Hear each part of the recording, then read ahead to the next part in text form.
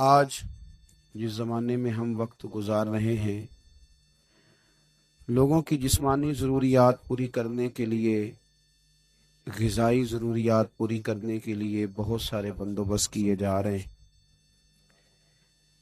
لیکن جتنا لوگ اپنی ظاہری ضروریات میں خود کفیل ہوتے جا رہے ہیں، اتنا ہی زیادہ وہ روحانی طور پر کمزور ہوتے جا رہے ہیں۔ گھنٹوں بیٹھ کر گپ شپ کرنے والے لوگوں کے لیے تھوڑی دیر بھی ذکر الہی کرنا مشکل ہو جاتا ہے۔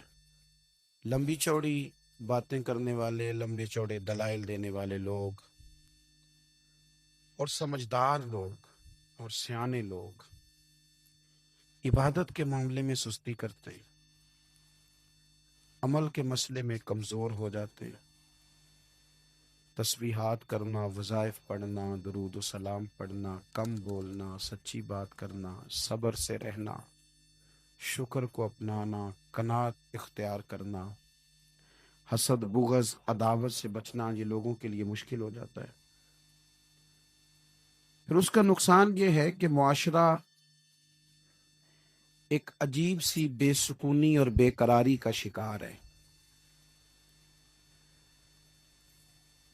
جیب میں بہت زیادہ پیسے رکھنے والا، خوش شکل نظر آنے والا، پیٹ بھر کے روٹی کھانے والا شخص بھی ڈھونڈتا پھرتا ہے کہ آخر میں پریشان ہوں کیوں۔